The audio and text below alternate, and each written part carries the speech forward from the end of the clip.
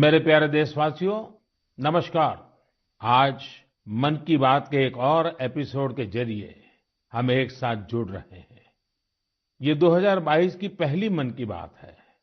आज हम फिर ऐसी चर्चाओं को आगे बढ़ाएंगे जो हमारे देश और देशवासियों की सकारात्मक प्रेरणाओं और सामूहिक प्रयासों से जुड़ी होती है। आज हमारे पूज्य बापू महात्मा गांधी जी की पुण्यतिथि भी है।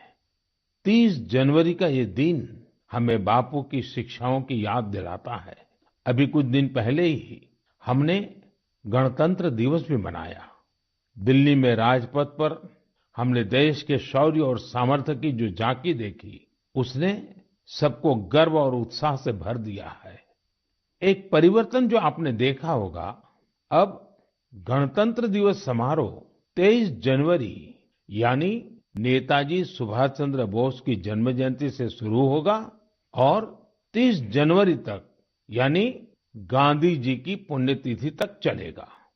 इंडिया गेट पर नेताजी की डिजिटल प्रतिमा भी स्थापित की गई है।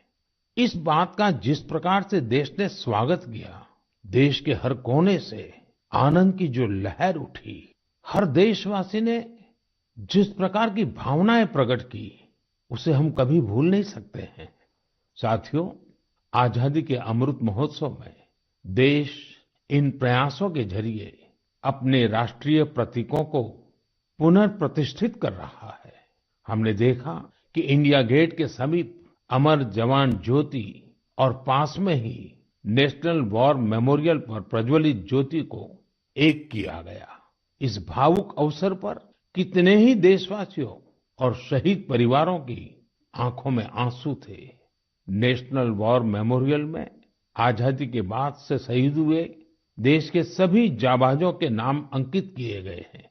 मुझे सेना के कुछ पूर्व जवानों ने पत्र लिखकर कहा है कि शहीदों की स्मृति के सामने प्रज्वलित हो रही अमर जवान ज्योति शहीदों की अमरता का प्रतीक है। सच में अमर जवान ज्योति की ही तरह हमारे शहीद, उनकी प्रेरणा और उनके योगदान भी अमर है। मैं आप सभी से कहूंगा, जब भी अवसर मिले नेशनल वॉर मेमोरियल जरूर जाएं। अपने परिवार और बच्चों को भी जरूर ले जाएं। यहाँ आपको एक अलग ऊर्जा और प्रेरणा का अनुभव होगा। साथियों, अमृत महोत्सव के इन आयोजनों के बीच देश में कई महत्वपूर्ण राष्ट्रीय पुरस्कार भी दिए गए हैं। एक है प्रधानमंत्री राष्ट्रीय बाल पुरस्कार।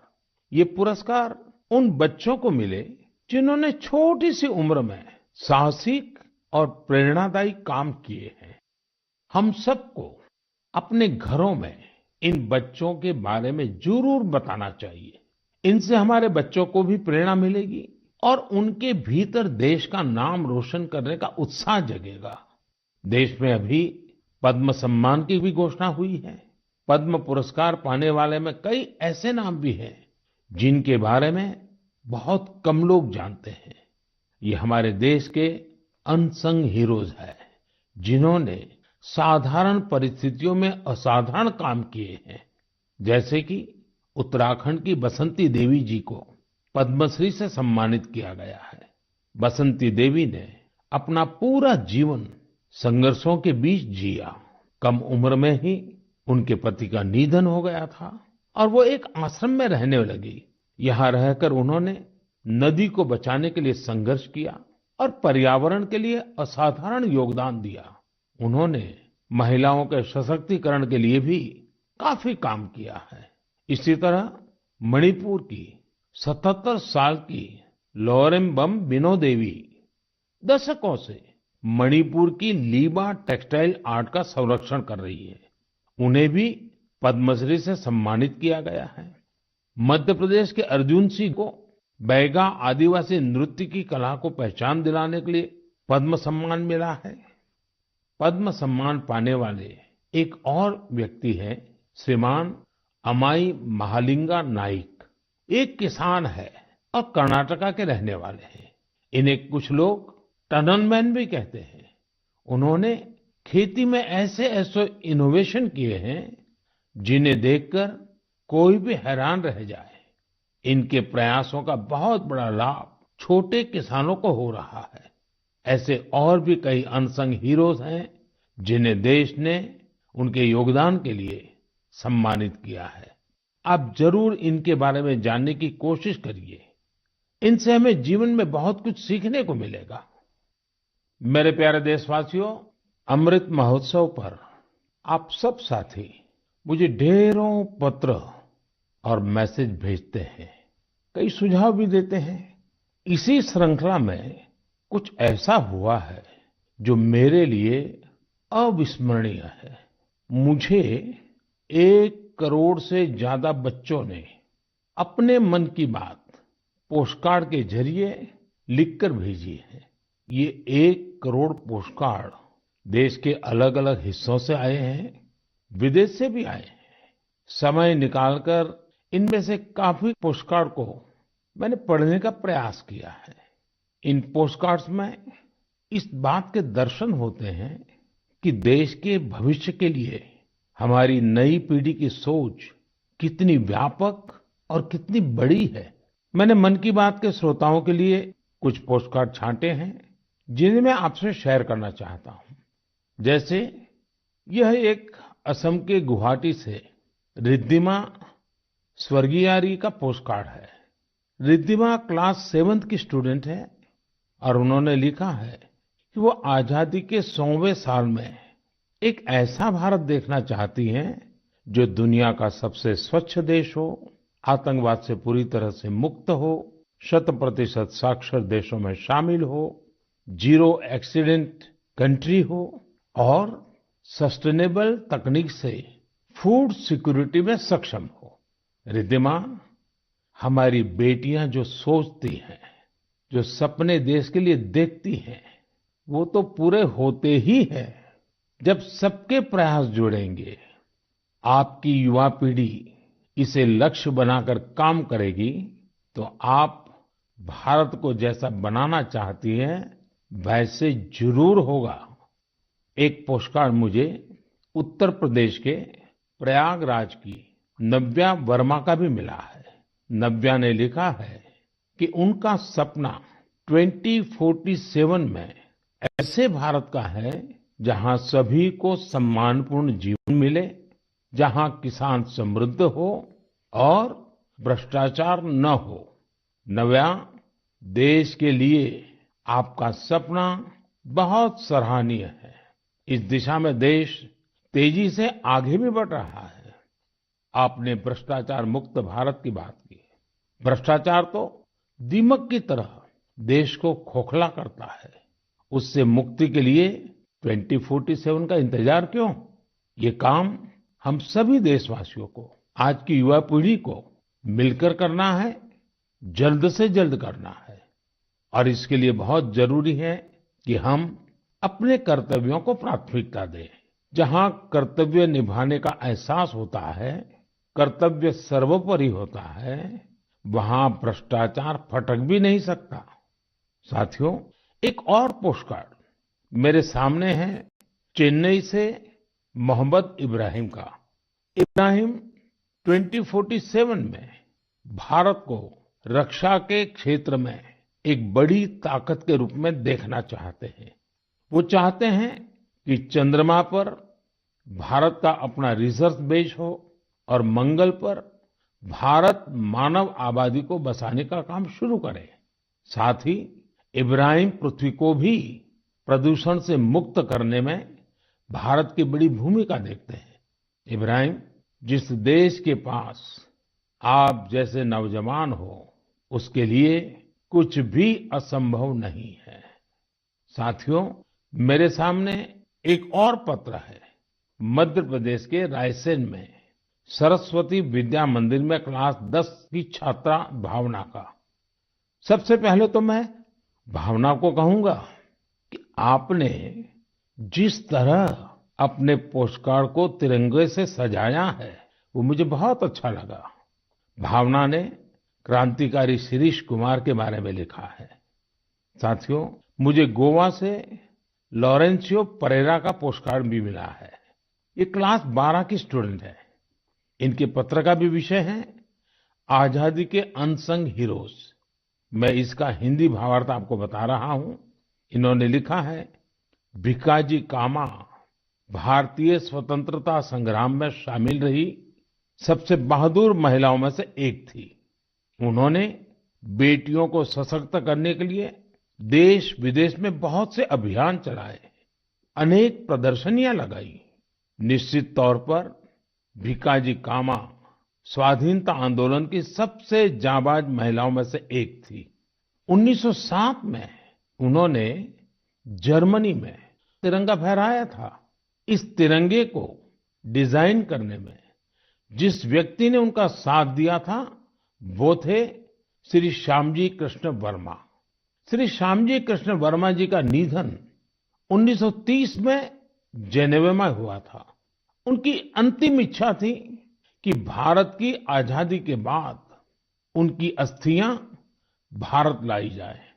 वैसे तो 1947 में आजादी के दूसरे ही दिन उनकी अस्थियां भारत वापस लानी चाहिए थी, लेकिन ये काम नहीं हुआ।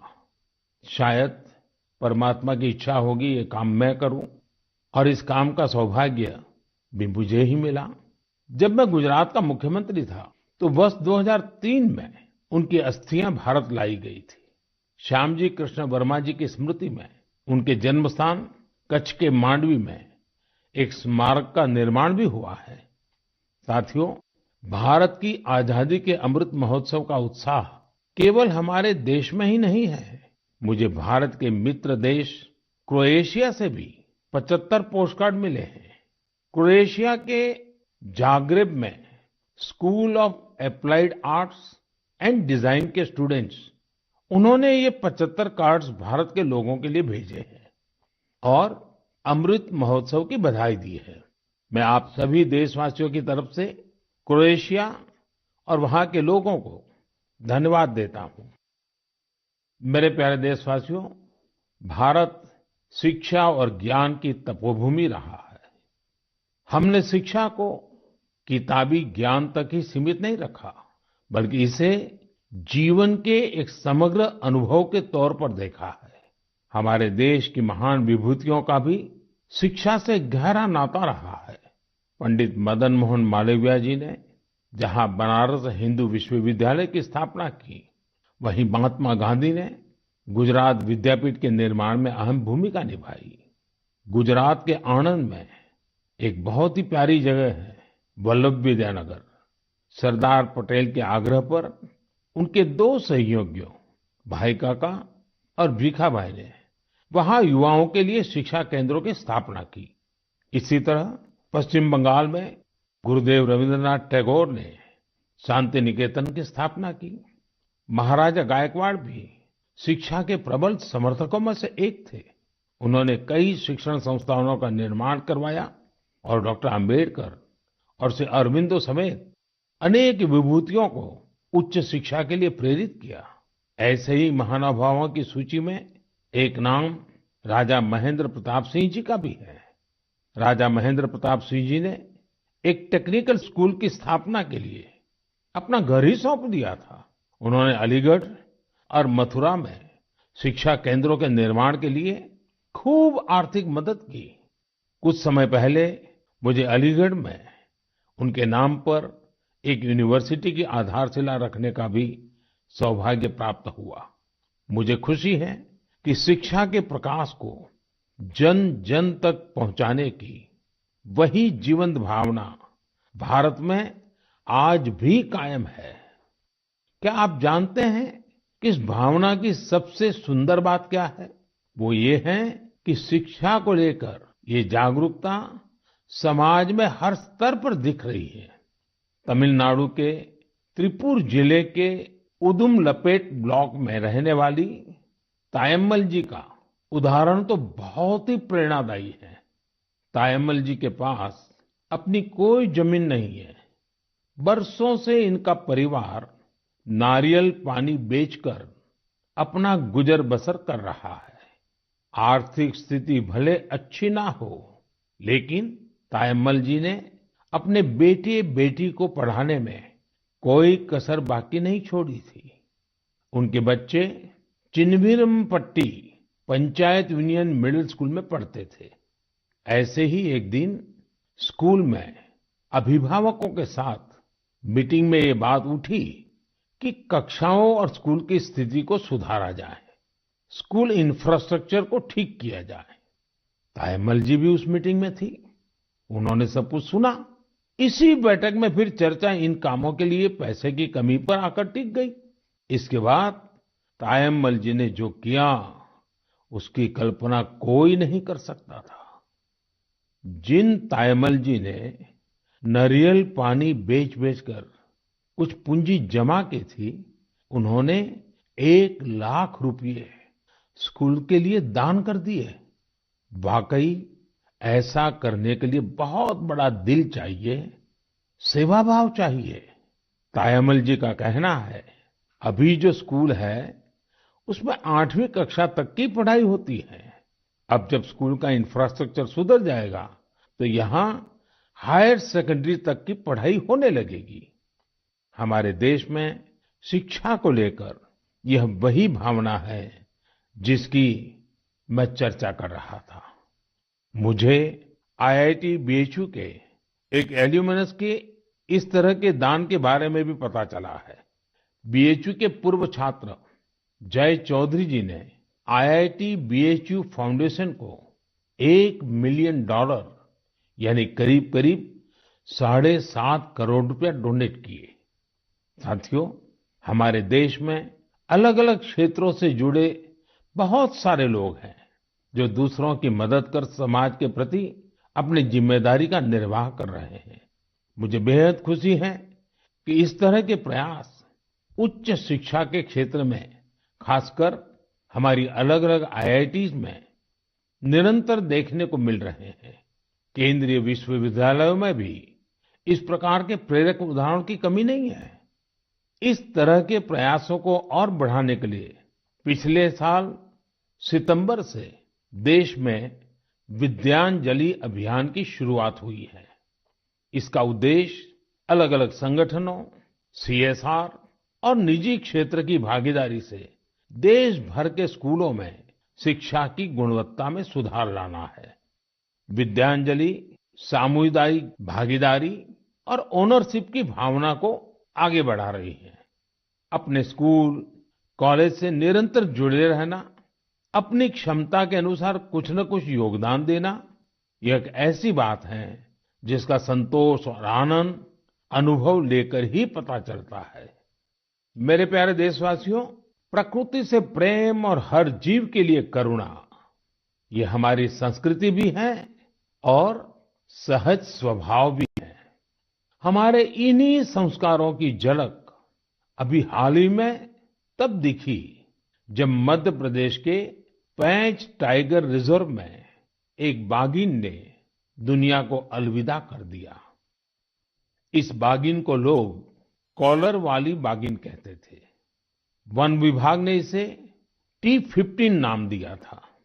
इस बाघिन की मृत्यु ने लोगों को इतना भावुक कर दिया जैसे उनका कोई अपना दुनिया छोड़ गया हो। लोगों ने बाकायदा उसका अंतिम संस्कार किया, उसे पूरे सम्मान और स्नेह के साथ विदाई दी। आपने भी ये तस्वीरें सोशल मीडिया में जरूर देखी होगी। पूरी दुनिया में प्रकृति और जीवों के लिए हम भारतीयों के इस प्यार की खूब सराहना हुई। कॉलर वाली बाघिन ने जीवन काल में 29 शावकों को जन्म दिया और 25 को पाल पोसकर बड़ा भी बनाया। हमने T15 के इस जीवन को भी सेलिब्रेट किया और जब उसने दुनिया छोड़ी तो उसे भावुक विदाई भी दी। यही तो भारत के लोगों की खूबी है। हम हर चेतन जीव से प्रेम का संबंध बना लेते हैं। ऐसा ही एक दृश्य हमें इस बार गणतंत्र दिवस की परेड में भी देखने को मिला।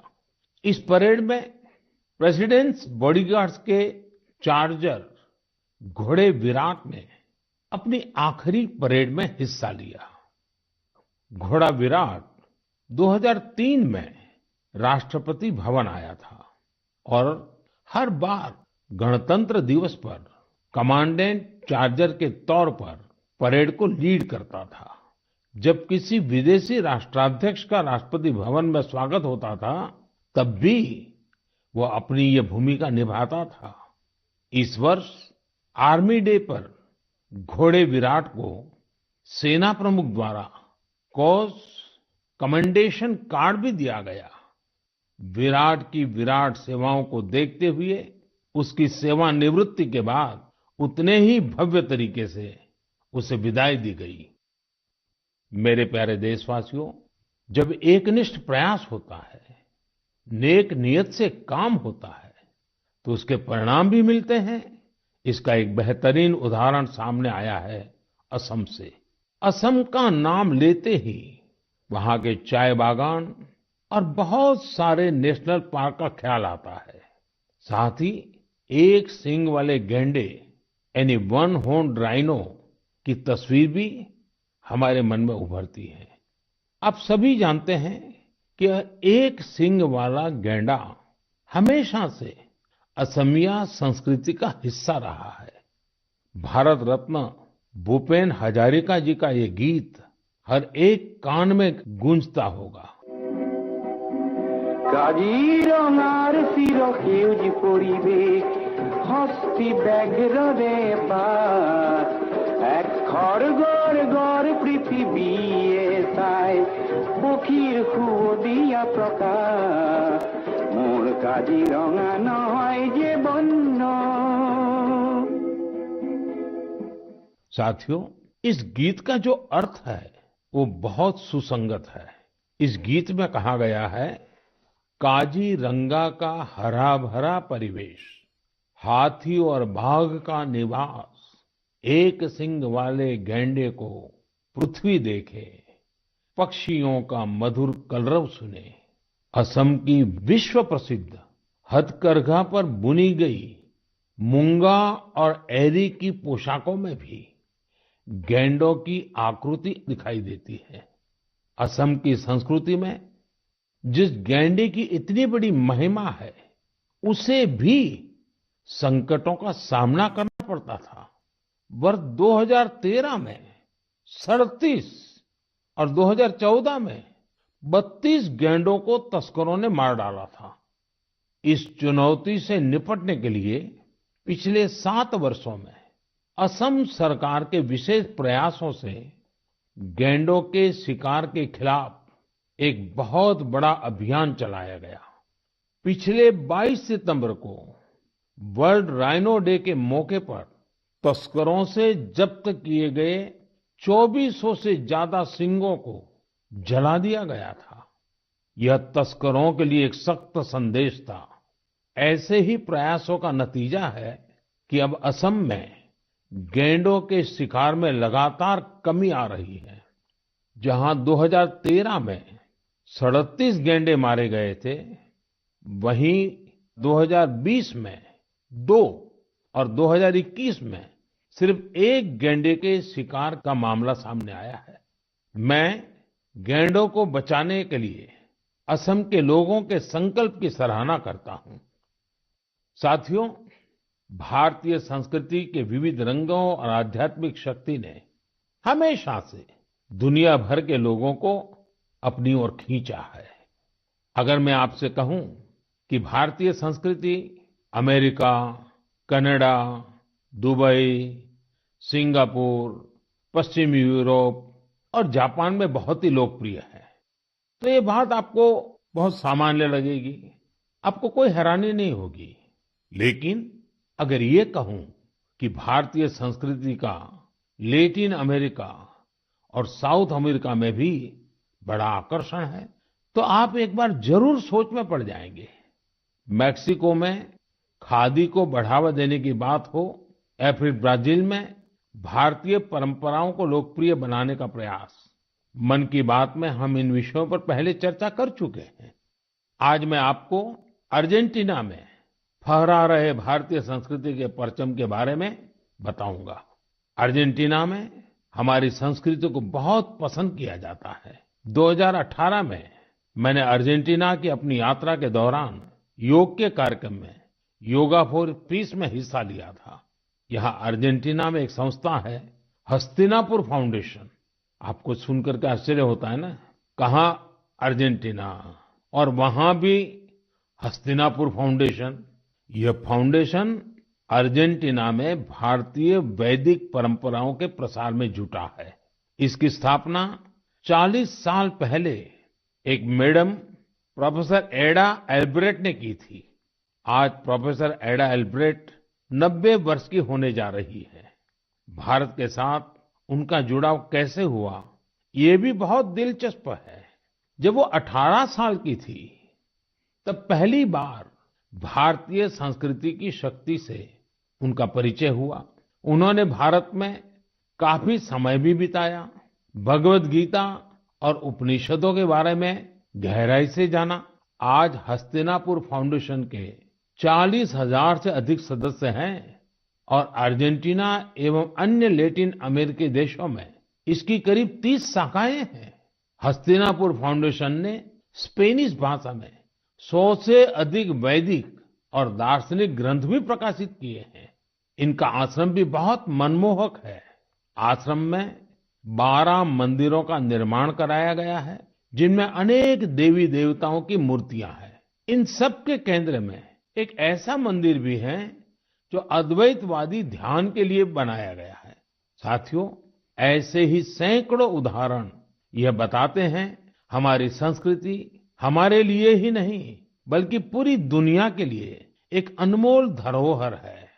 दुनिया भर के लोग उसे जानना चाहते हैं, समझना चाहते हैं, जीना चाहते हैं।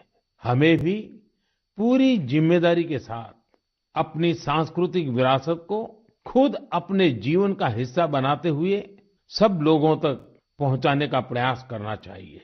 मेरे प्यारे देशवासियों, मैं अब आपसे और खासकर अपने युवाओं से एक प्रश्न करना चाहता हूं। आप सोचिए, आप एक बार में कितने पुशअप कर सकते हैं? मैं जो आपको बताने वाला हूं, वो निश्चित रूप से आपको आश्चर्य से भर देगा। मणिपुर में 24 साल के युवा थोनाओजम निरंजॉय सिंह ने 1 मिनट में 109 पुशअप्स का रिकॉर्ड बनाया है। निरंजॉय सिंह के लिए रिकॉर्ड तोड़ना कोई बात नहीं है। इससे पहले भी उन्होंने 1 मिनट में एक हाथ से सबसे ज्यादा नकल पुशअप्स का रिकॉर्ड बनाया था। मुझे पूरा विश्वास है कि निरंजॉय सिंह से आप प्रेरित होंगे और फिजिकल फिटनेस को अपने जीवन का हिस्सा बनाएंगे। साथियों, आज मैं आपके साथ लद्दाख की एक ऐसी जानकारी साझा करना चाहता हूं जिसके बारे में जानकर आपको जरूर गर्व होगा। लद्दाख को जल्द ही एक शानदार ओपन सिंथेटिक ट्रैक और एस्ट्रो टर्फ फुटबॉल स्टेडियम की सौगात मिलने वाली है। यह स्टेडियम 10,000 फीट से अधिक की ऊंचाई पर बन रहा है और इसका निर्माण जल्द पूरा होने वाला है। लद्दाख का यह सबसे बड़ा ओपन स्टेडियम होगा जहां 30,000 दर्शक एक साथ बैठ सकेंगे। लद्दाख के इस आधुनिक फुटबॉल स्टेडियम में 8 लेन वाला एक सिंथेटिक ट्रैक भी होगा। इसके अलावा यहाँ 1,000 बेड वाले एक हॉस्टल की सुविधा भी होगी। आपको ये जानकर भी अच्छा लगेगा कि इस स्टेडियम को फुटबॉल की सबसे बड़ी संस्था फीफा ने भी सर्टिफाई किया है। जब भी स्पोर्ट्स का ऐसा कोई बड़ा इंफ्रास्ट्रक्चर तैयार होता है तो यह देश के युवाओं के लिए बेहतरीन अवसर लेकर आता है। साथ साथ जहां ये व्यवस्था होती है वहां भी देश भर के लोगों का आना जाना होता है, टूरिज्म को बढ़ावा मिलता है और रोजगार के अनेक अवसर पैदा होते हैं। इस स्टेडियम का भी लाभ लद्दाख के हमारे अनेकों युवाओं को होगा। मेरे प्यारे देशवासियों, मन की बात में इस बार भी हमने अनेक विषयों पर बात की। एक विषय और है जो इस समय सबके मन में है और वो है कोरोना का। कोरोना की नई वेव से भारत बहुत सफलता के साथ लड़ रहा है। ये भी गर्व की बात है कि अब तक करीब करीब 4.5 करोड़ बच्चों ने कोरोना वैक्सीन की डोज ले ली है। इसका मतलब यह हुआ कि 15 से 18 साल की आयु वर्ग के लगभग 60% यूथ ने 3 से 4 हफ्ते में ही टीके लगवा लिए हैं। इससे न केवल हमारे युवाओं की रक्षा होगी, बल्कि उन्हें पढ़ाई जारी रखने में भी मदद मिलेगी। एक और अच्छी बात ये भी है कि 20 दिन के भीतर ही 1 करोड़ लोगों ने प्रिकॉशन डोज भी ले ली है। अपने देश की वैक्सीन पर देशवासियों का ये भरोसा हमारी बहुत बड़ी ताकत है। अब तो कोरोना संक्रमण के केस भी कम होने शुरू हुए हैं। ये बहुत सकारात्मक संकेत है। लोग सुरक्षित रहें, देश की आर्थिक गतिविधियों की रफ्तार बनी रहे, हर देशवासी की यही कामना है। और आप तो जानते ही हैं, मन की बात में कुछ बातें मैं कहे बिना रह ही नहीं सकता हूं। जैसे स्वच्छता अभियान को हमें भूलना नहीं है, सिंगल यूज प्लास्टिक के खिलाफ अभियान को हमें और तेजी लानी जरूरी है। वोकल फॉर लोकल का मंत्र, ये हमारी जिम्मेवारी है। हमें आत्मनिर्भर भारत अभियान के लिए जी जान से जुटे रहना है। हम सबके प्रयास से ही देश विकास की नई ऊंचाइयों पर पहुंचेगा।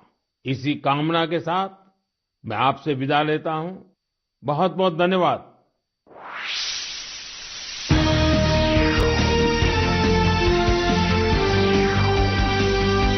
माननीय